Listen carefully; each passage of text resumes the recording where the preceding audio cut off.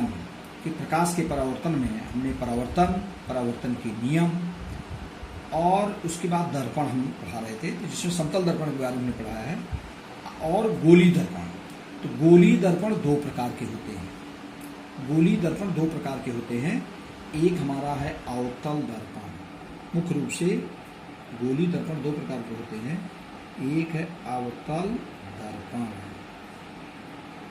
और concave mirror, और दूसरा होता हमारा उत्तल दर्पण। उत्तल दर्पण गोली दर्पण है, इसको कन्वेक्स मिरर कहते हैं। अब ये होते क्या है, गोली दर्पण किसी पारदर्शी गोले का भाग होता है और उसके ये जैसे हमारा मान ली कोई गोला है, उसका भाग हम में से निकाल लें।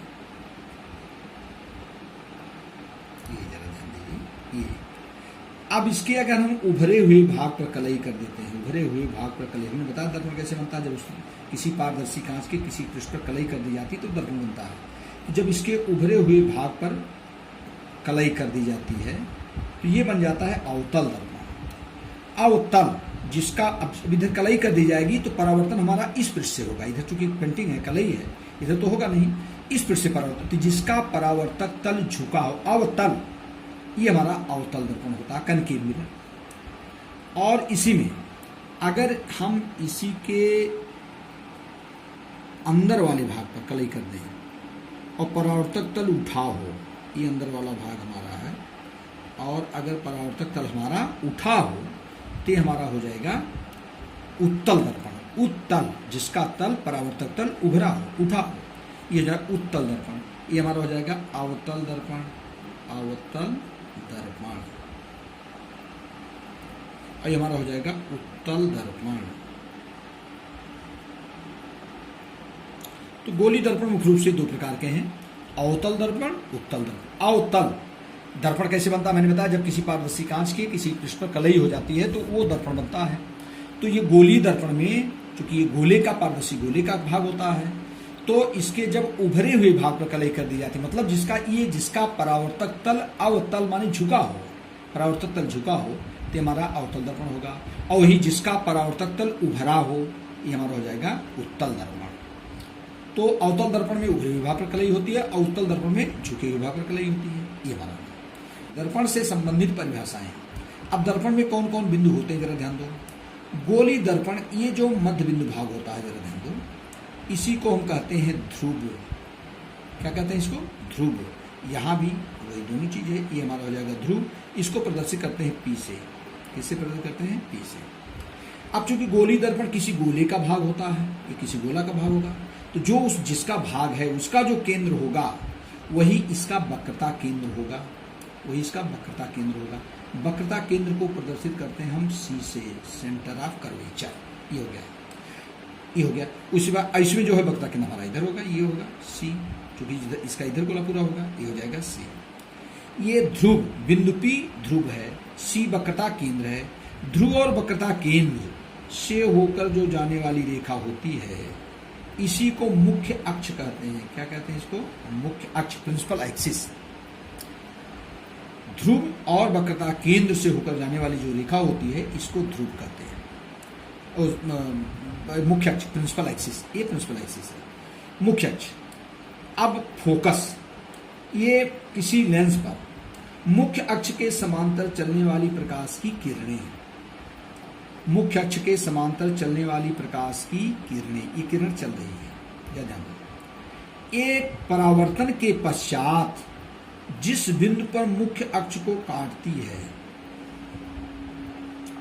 या जिस बिंदु से मुख्य अक्ष को काटती हुई प्रतीत होती है,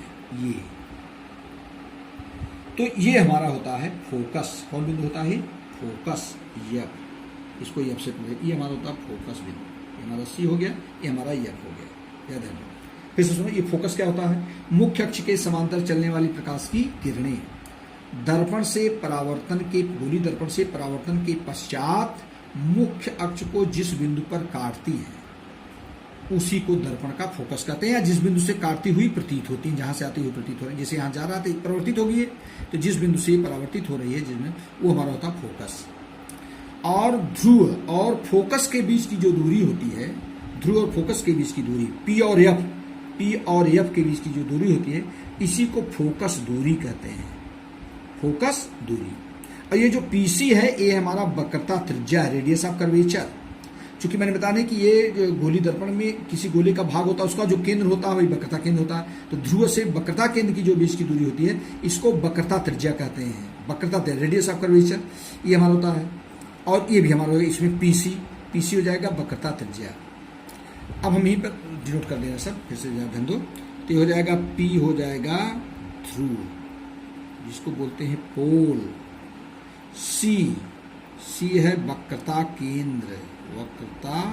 केंद्र, सेंटर ऑफ कर्वेचर, वक्रता केंद्र। पीसी हो जाएगा वक्रता त्रिज्या,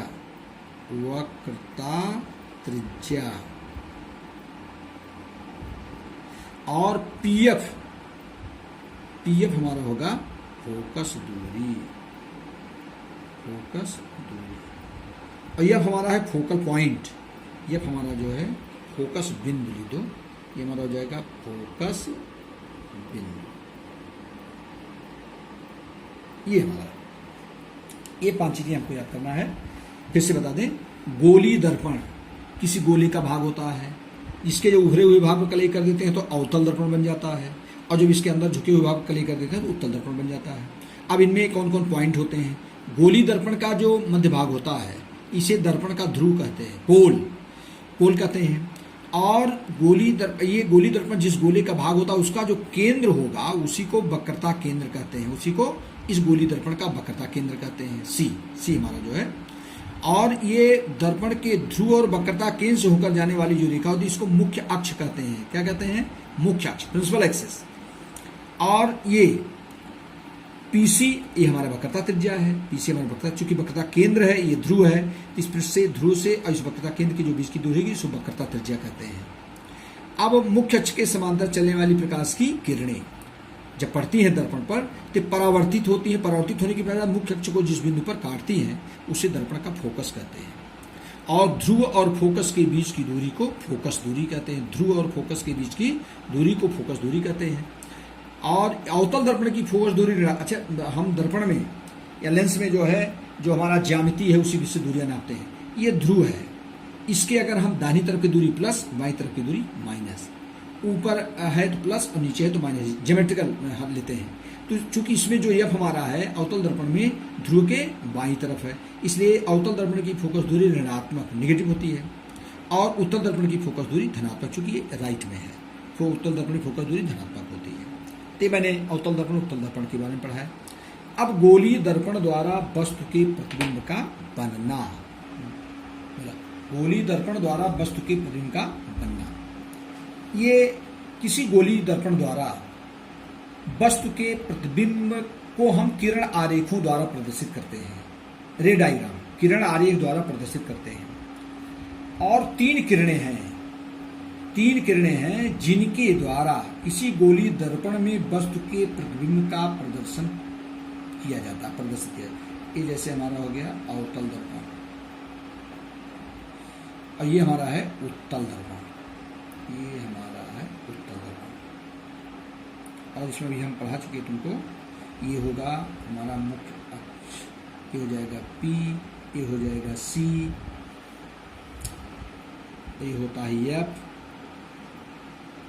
इसमें भी होगा हमारा पी सी और एफ। सब जानते हो, पी है ध्रुव, सी है वक्रता केंद्र, एफ है फोकस, ये चीजें इस सब में बनाना पड़ेगा तुमको।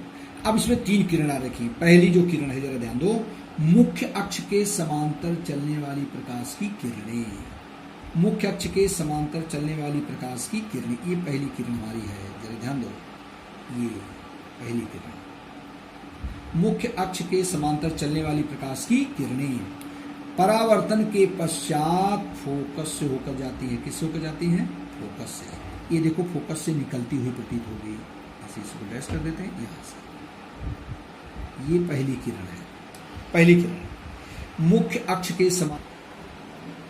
के समांतर चलने वाली प्रकाश की किरणें परावर्तन के पश्चात फोकस से होकर जाती हैं। दूसरा है दूसरी किरण हमारी जो है, ये पहला हो गया। दूसरी किरण में हम समझा दे रहे हैं, जरा ध्यान दो। ये हमारा अवतल दर्पण है, पी, सी और ये है। दूसरा है वक्रता केंद्र से होकर जाने वाली प्रकाश की किरणें। ए जिस पथ से जाती है, वक्रता केंद्र हमारा है, जिस पथ से जाती हैं परावर्तन के पश्चात उसी पथ से वापस लौट आती है। हमारा और ये हमारा है उत्तल दर्पण में, जरा ध्यान दो।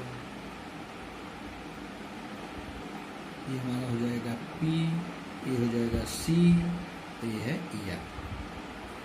तो इसमें जो होता है, जरा ध्यान दो, ये जो वक्रता केंद्र के सीध में, वक्रता केंद्र के पथ में जो किरणें जिस पथ से जाती हैं उसी पथ से वापस, परावर्तन के पश्चात उसी पथ से वापस लौट आती है। ये दूसरा है, ये दूसरी कंडीशन है।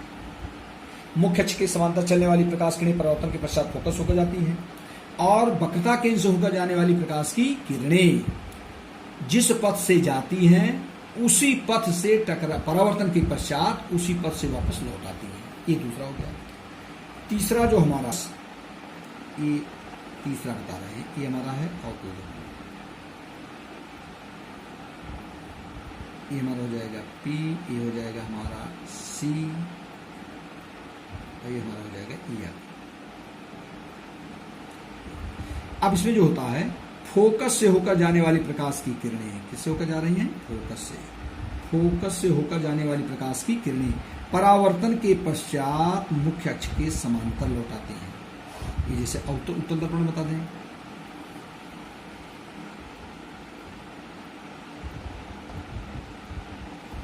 ये हमारा हो जाएगा सी, ये हमारा हो जाएगा एफ।